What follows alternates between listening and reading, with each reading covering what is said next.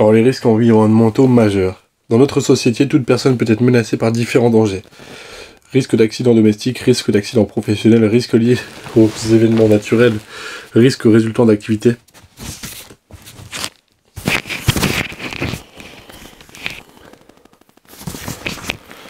anthropiques. Certains de ces périls sont individuels ou ne concernent qu'un petit groupe de personnes, mais d'autres peuvent faire de nombreuses victimes. 1. Les caractéristiques d'un risque majeur. Donc, la définition d'un risque majeur. Un risque majeur est la possibilité qu'un événement d'origine naturelle ou anthropique, c'est-à-dire relatif à l'activité humaine, se produise, occasionnant de graves dommages humains, matériels et environnementaux. Les effets d'un tel incident dépassent généralement les capacités de réaction de la société. Un risque majeur se définit via deux caractéristiques, une faible fréquence, faible probabilité d'occurrence et une gravité très importante en termes de victimes, d'impact sur les biens et l'environnement. Pour qu'un risque majeur existe, il faut donc la présence d'un événement potentiellement dangereux appelé aléa d'occurrence et d'intensité donnée. Celui-ci correspond à l'émergence d'un phénomène anthropique ou naturel. L'existence d'enjeux, le deuxième tiré, ces derniers comprenant l'ensemble des personnes et des biens susceptibles d'être touchés par la manifestation d'un phénomène. Les conséquences d'un risque majeur sur les enjeux se mesurent en termes de vulnérabilité. Un événement potentiellement dangereux n'est un risque majeur que s'il se déroule dans une zone où des enjeux humains, économiques et ou environnementaux sont présents. Par exemple, un séisme en plein désert est un aléa, mais un séisme de même amplitude à San Francisco est un risque majeur. Donc aléa plus enjeu égale risque majeur. B. Les deux grands types de risques majeurs. Les risques majeurs peuvent être naturels ou technologiques. Les risques naturels sont d'origine climatique, ou météorologique par exemple, entre parenthèses, ou géologique. Tempête, cyclone, inondation, avalanche, les mouvements de terrain, séisme, raz-de-marée, tsunami, éruption volcanique, etc. Les risques technologiques sont liés à l'activité humaine. Risque industriel, en particulier les sites Seveso. Risque nucléaire, risque inhérent au transport de matières dangereuses. TMD, risque de rupture de barrage, etc. Concernant les risques industriels, les industries sont réparties dans différentes catégories selon leur dangerosité. Ce classement ICPE, installation classée pour la protection de l'environnement, recense les installations assez dangereuses qui doivent être soumises à déclaration, les installations plus dangereuses nécessitant une autorisation, des études d'impact et de danger sont nécessaires, les installations dangereuses assujetties à une réglementation spécifique. Installation dite Seveso, qui se distingue en installation Seveso seuil bas et installation Seveso seuil haut. Le risque nucléaire est souvent associé à l'accident de Tchernobyl, mais aussi aux pollutions et aux contaminations résultant du fonctionnement des installations nucléaires et de leurs déchets. Il existe une échelle de risque dans le nucléaire nommée échelle INES et possédant 8 niveaux notés de 0 à 7. Le transport de matières dites dangereuses, matières explosives, inflammables, toxiques, etc.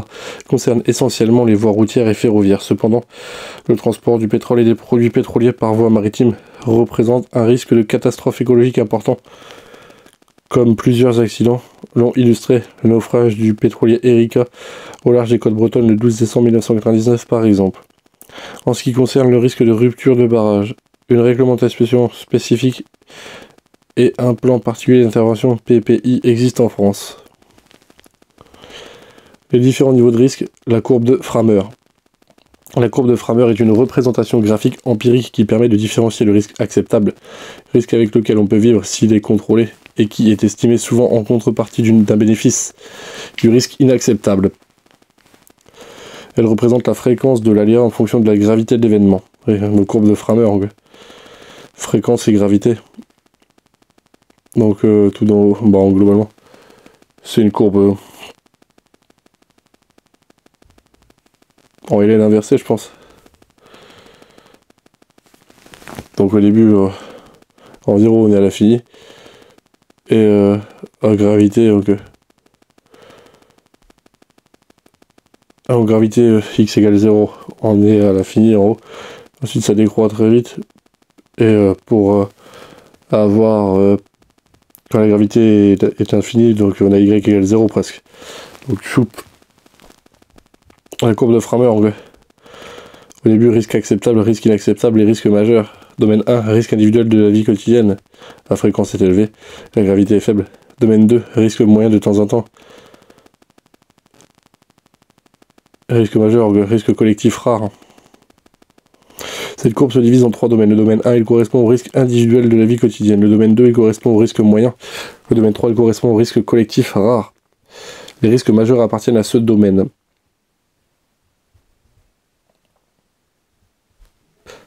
Dès la prévision des risques majeurs. Fondamentalement, l'être humain ne peut rien contre les aléas naturels.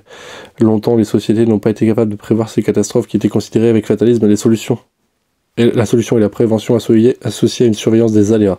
Mais cela nécessite des moyens financiers et technologiques.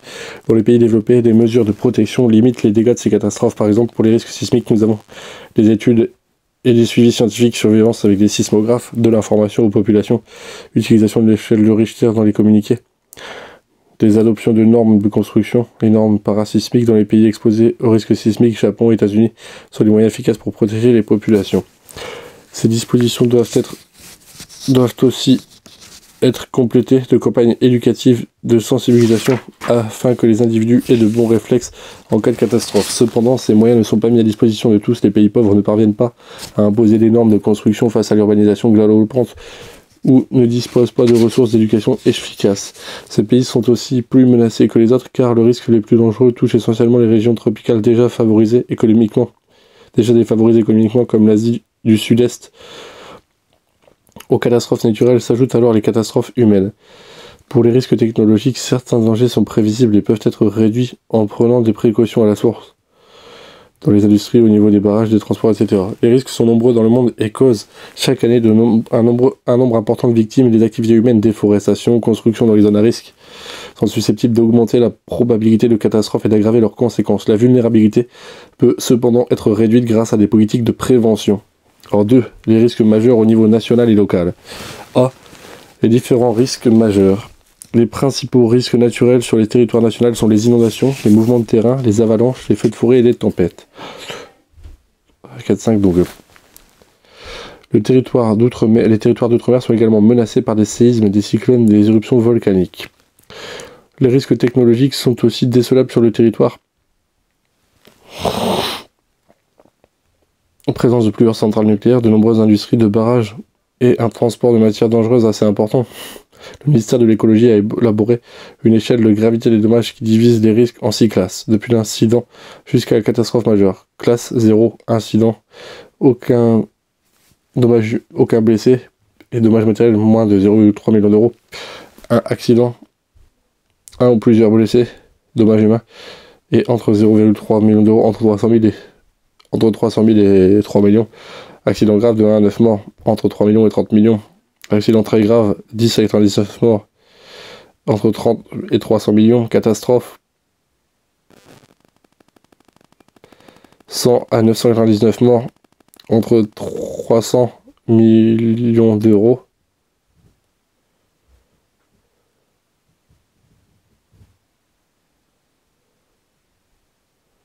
Et 3000 millions d'euros ou milliards, je sais pas. Catastrophe majeure, 1000 morts ou plus, 5, 0, 1, 2, 3, 4, 5, et 3000 millions ou plus. Le tableau ci-dessous regroupe quelques catastrophes ayant eu lieu en France. 1959, Malpasset près de Fréjus, rupture de barrage, 423 morts. Novembre 99, Aude, Hérault, Tarn et Pyrénées-Orientales, inondation, 36 morts et un disparu, 533 millions de dégâts. Décembre 1999, métropole, tempête, environ 140 morts, nombreux dégâts matériels sur l'ensemble du territoire. 21 septembre 2001, Toulouse, explosion de l'usine chimique AZF, 30 morts, près de 3000 blessés, près de 2000 milliards d'euros de dégâts. Septembre 2002, guerre, inondation, 21 morts et 960 millions d'euros. 1er au 10 décembre 2003, centre-est et sud-est de la France, inondation crue historique, 7000 personnes évacuées à Arles, nombreuses routes coupées et trafic ferroviaire perturbé. Septembre 2017, Antilles françaises, cyclone tropical, environ 600 morts. Alors B, la prévention des risques majeurs en France. La prévention consiste à mettre en place un certain nombre de dispositions qui ont pour objectif de diminuer l'impact qu'un phénomène naturel ou anthropique prévisible pourrait avoir sur l'être humain, les biens et l'environnement, tout en essayant de limiter les conséquences environnementales, sociales et économiques qu'entraîne l'essor d'une société. Cette démarche s'inscrit dans une logique de développement durable. La prévention des dangers majeurs est une activité qui concerne plusieurs ministères, la collectivité territoriale et divers organismes publics. La politique de prévention en France repose sur 7 axes principaux. Améliorer la connaissance des phénomènes appelés aléas, déployer l'information préventive et l'éducation, considérer les risques dans les décisions d'aménagement en planifiant les zones à risque, réduire dès le début les causes d'aléas technologiques, amenuiser la vulnérabilité des personnes et des biens situés dans les zones à risque. La réduction globale de la vulnérabilité face aux risques majeurs s'appelle la mitigation. Surveiller et alerter les populations, surveillance grâce à des capteurs, des modèles prévisionnels, des détecteurs, etc. Planifier et organiser les secours en prenant en compte le retour d'expérience des crises antérieures. L'information préventive consiste à renseigner le citoyen sur les risques majeurs susceptibles de se développer sur les lieux de vie, de travail ou de vacances. Le citoyen a le droit à l'information sur les risques qui encourent et certains points du territoire et sur les mesures de sauvegarde pour s'en protéger. Article 21 de la loi du 22 juillet 1987. La loi de modernisation de la sécurité civile du 13 août 2004 a pour ambition de transformer le citoyen en acteur majeur de la sécurité civile. Pour ce faire, une nouvelle obligation scolaire est définie afin de diffuser la culture du risque auprès des jeunes générations. Les plans de prévention des risques naturels, PPRN, plan de prévention risques naturels et technologiques, PPRT, sont des outils essentiels de l'action de l'État en matière de prévention et de l'information. Ces plans ont été instaurés par la loi Barnier de 1995 relatif au renforcement de la protection de l'environnement pour les risques naturels seuls et la loi Bachelot 2003 sur la prévention des risques naturels et technologiques. L'objectif de ces plans est de diminuer la vulnérabilité des enjeux présents dans une zone de règlement, tant en particulier les constructions et les usages du sol. C'est la prévention des risques au niveau local, la DICRIM, donc DICRIM, donc sur les territoires communaux, l'élaboration d'un DICRIM, document d'information communale sur les risques majeurs, est obligatoire pour les communes soumises à au moins un risque majeur. Décret 90-198 du 11 octobre 1990. Ce document a pour vocation d'informer les habitants sur les risques environnementaux majeurs existants dans leur commune, leurs conséquences ainsi que les mesures pour s'en protéger et réduire les dommages. Il est essentiel que les populations concernées, pour pouvoir se préserver, prennent conscience des dangers majeurs auxquels elles sont exposées. La figure ci-dessous présente la plaquette du DICRIM d'une ville de France.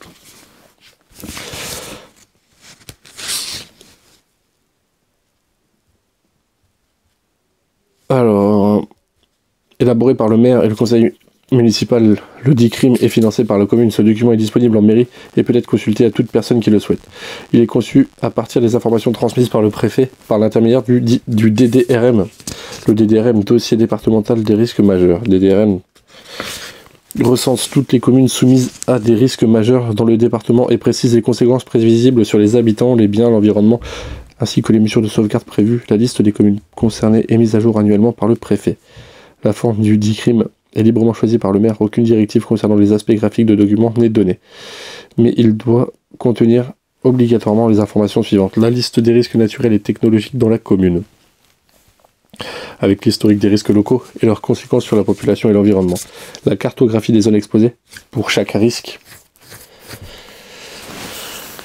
Les mesures prises par la commune avec des exemples de réalisation. Les mesures de sauvegarde, consignes de sécurité à respecter en cas de danger ou d'alerte. Le plan d'affichage de ces consignes et toute autre information jugée utile par le maire. Le maire a l'obligation de faire connaître au public l'existence de ce document. Plaquettes, réunions publiques, visite d'usine, point presse, formation d'enseignants, intervention en milieu scolaire, etc. Des campagnes d'affichage des risques et des consignes de sécurité sont également effectuées aux endroits stratégiques de la commune. De nombreux pictogrammes existent pour informer la population locale. Soyez vigilants, informez-vous. Inondation, submersion marine, aval d'un barrage, d'une digue, cinétique, refuge, etc. Le recensement de tous les DICRIM qui existent en France est réalisé par le ministère de l'écologie. 3. Les conduites à tenir en cas d'alerte à la population. En cas de danger, un signal d'alerte est diffusé pour informer la population. Celui-ci est accompagné d'informations expliquant à la population la nature du danger que l'on attend d'elle. A. Le signal d'alerte. Lorsqu'un événement grave est en train de se produire ou sur le point de se produire, les sirènes de la commune concernée sont déclenchées. Ce signal est identique dans toutes les communes de France, quelle que soit la nature du risque. Il n'existe qu'une exception, le signal d'alerte spécifique aux ouvrages hydrauliques. Le signal d'alerte, qui possède un son modulé, montant et descendant, est constitué de 3 cycles successifs d'une minute et 41 secondes chacun, séparés par un intervalle de 5 secondes. La fin de l'alerte est annoncée par un son continu de 30 secondes. Son modulé 1 minute 41, 5 secondes, 1 minute 41, 5 secondes, 1 minute 41. Signal national d'alerte. Son contenu, signal national de fin d'alerte, son contenu 30 secondes. Donc, un essai des sirènes a lieu le premier mercredi de chaque mois à midi dans toutes les villes de France. Dans ce cas, un seul cycle est émis, son modulé d'une minute et de 41 secondes. Ces sirènes font partie du SAIP, Système d'alerte et information des populations. Système d'alerte et d'information des populations. Ce dispositif permet aux autorités en cas d'événements graves et ou de situation de crise de prévenir les personnes susceptibles d'en subir les effets. Le SAIP regroupe les sirènes d'alerte, le système d'envoi de SMS et le service de diffusion de l'alerte à les opérateurs relayant ces informations, notamment panneaux à messages variables et radio. Le SAIP est déclenché par le maire ou le préfet, voire par le ministère de l'Intérieur. B. Le comportement de protection adopté en cas d'alerte. En parallèle du signal d'alerte, des consignes sont diffusées aux populations par les autorités. Consignes de comportement de sauvegarde et consignes pour notifier la fin de l'alerte. Quelle que soit la raison de l'alerte, un comportement réflexe doit être adopté afin de se mettre en sécurité, de faciliter l'action des secours. Ce qu'il faut faire en cas d'alerte, il faut se mettre à l'abri dans un local clos dès le retentissement du signal d'alerte national. Fermer portes et volets et fenêtres, boucher si possible soigneusement les ouvertures, fentes, aération, cheminées, etc. Arrêter climatisation, chauffage et ventilation pour ralentir la pénétration éventuelle de gaz toxiques. Se tenir informé en écoutant la radio. Toutes les précisions sur la nature du danger et l'évolution de la situation et les consignes de sécurité respectives seront données. Ce qu'il ne faut pas faire en cas d'alerte, il ne faut pas passer d'appels téléphoniques, le réseau doit rester disponible pour les secours, aller chercher ses enfants à l'école, les enseignements se chargent de leur sécurité, prendre ou rester dans un véhicule, il est nécessaire de libérer les voies de circulation pour faciliter l'action des secours, fumer, allumer la lumière ou tout appareil électrique, une simple flamme et une étincelle pourrait provoquer une explosion, s'il s'agit d'une pollution de l'air, un nuage toxique, produits chimiques, utiliser les ascenseurs. Les événements climatiques entraînent parfois des coupures d'électricité et des pannes d'ascenseur. Les personnes s'y trouvant risqueraient d'y être piégées. Rester près des fenêtres ou les ouvrir. Quitter son abri sans consigne des autorités. L'individu sera alors exposé au danger. Écouter la radio, suivre la situation. Alerte des populations, sirènes, automates d'alerte, équipement mobile d'alerte, porte à porte. Votre vie peut dépendre de l'application de ces consignes. Fermer porte, fenêtre, soupiraux, aération. Fermer le gaz et l'électricité. Ne pas descendre dans un parking souterrain ou un sous-sol. Monter à pied dans les étages. Écoutez la radio. Attendez les consignes des autorités. Ne pas engager sur une route inondée à pied ou en voiture. N'allez pas chercher les enfants à l'école. Ils sont en sécurité. Ne téléphonez pas. Libérez les lignes pour les secours. Ne buvez pas d'eau du robinet. Consignes complémentaires. Avant. S'informer, s'organiser, anticiper. Mettre hors d'eau les meubles et objets précieux. Et attirer les produits dangereux ou polluants. Laisser les volets roulants ouverts. Localiser le disjoncteur électrique et le robinet d'arrêt de gaz. Aménager les entrées possibles d'eau, portes, soupiraux et vents. Amarrer les cuves, repérer les stationnements hors zone inondable, prévoir un kit d'urgence. Pendant, se mettre à l'abri, n'évacuer que sur ordre des autorités, ou si vous êtes forcé par la crue, ne pas boire d'eau du robinet, ne pas s'engager sur une route inondée, à pied ou en voiture, ne pas prendre l'ascenseur, ne pas descendre dans le parking souterrain. Après, respecter les consignes aérées, désinfecter à l'eau de javel, chauffer dès que possible, ne rétablir le courant électrique que si l'installation est sèche, déclarer le sinistre à votre assurance dans les plus brefs délais. Voici 4 réflexes importants à avoir en cas d'alerte. Se mettre en sécurité, se tenir informé, éviter de téléphoner, rester en sécurité jusqu'à la fin de l'alerte. L'organisation de la sécurité et des secours. Au niveau départemental, le plan Orsec. Le plan d'organisation de la réponse de sécurité civile, Orsec, permet de faire face à tout type de contexte d'urgence et de protéger les populations, les biens et l'environnement lors de ces utilisations.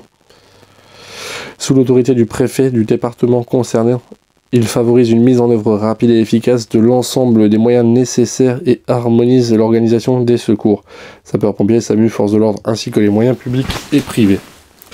Au niveau communal, le PCS, plan communal de sauvegarde, il est élaboré à partir du DICRIM, Il constitue un outil opérationnel de gestion de crise et présente l'organisation de la commune en cas de catastrophe. En particulier, il détermine le schéma d'alerte, les mesures immédiates de l'alerte et les consignes de sécurité pour la population. Il recense les ressources locales susceptibles d'être mobilisées par type de risque, moyens de transport, hébergement, télécommunications, etc. Il précise la mise en œuvre des mesures d'accompagnement et de soutien de la population pendant et après la crise. 3. Au niveau des établissements et des entreprises, les PPMS et POMSE. PPMS et POMS. POMSE. Le plan particulier de mise en sûreté. PPMS, plan particulier de mise en sûreté, est un plan d'organisation élaboré par chaque chef d'établissement scolaire. Il vise à protéger et à mettre en sécurité les élèves et le personnel lors d'un accident grave en attendant l'arrivée des secours et permet d'être prêt à appliquer les directives des autorités. Un exercice d'entraînement doit être réalisé chaque année. De plus en plus de responsables d'entreprises et d'établissements recevant du public, ERP instaurent dans leurs locaux un POMS, plan d'organisation et de mise en sûreté d'un établissement. Calqué sur les PPMS, les POMS doivent faciliter, en cas d'événement majeur, le déclenchement d'une procédure interne propre à l'établissement assurant la sécurité du public et des salariés le temps de l'arrivée des secours. Dès la post-crise. Après une catastrophe naturelle ou technologique, une reconstruction du territoire est nécessaire afin que les populations retrouvent des conditions de vie identiques à celles précédant la crise. Il faut veiller à la continuité des services de la collectivité malgré les dégâts subis, coupure des routes et des réseaux électriques, destruction des bâtiments publics, etc. Il faut également évaluer les dommages et indemniser les victimes en faisant jouer la solidarité nationale, fonds spécifique. Enfin, les autorités doivent réaliser un retour d'expérience. Il s'agit d'un bilan de l'événement majeur, intensité du phénomène, étendue spatiale, nombre de victimes, montant des dégâts, taux de remboursement par les assurances, etc. L'un des objectifs de ce retour d'expérience est de réadapter, si besoin, les mesures de prévention et d'information pour une meilleure efficacité, voire de préparer les évolutions législatives futures. Les risques majeurs pourraient à l'avenir concerner de plus en plus les populations à cause de deux paramètres. L'impact des constructions et de l'exploitation des ressources, l'urbanisme des terres agricoles peut faciliter les inondations liées aux intempéries par exemple. L'impact des changements climatiques. Les zones identifiées comme inondables sont susceptibles de varier avec le temps. Une amplification des phénomènes climatiques, inondations, tempêtes, épisodes de canicule, etc. est à craindre dans le contexte de changement climatique. Les collectivités territoriales sont donc tenues de prendre en compte ces éléments dans la gestion des risques majeurs. Une culture du risque doit également être développée afin que les populations prennent conscience des dangers existants, évitent de s'exposer, connaissent les comportements à tenir en cas d'alerte et se mettent en sécurité. Gestion des risques majeurs égale prévention, maîtrise de l'urbanisation plus réduction des aléas, PPRN, PPRT, DDRM, DICRIM, prévision, surveillance des aléas, planification des secours, ORSEC, PCS, PPMS, POMS, plus information préventive à la population.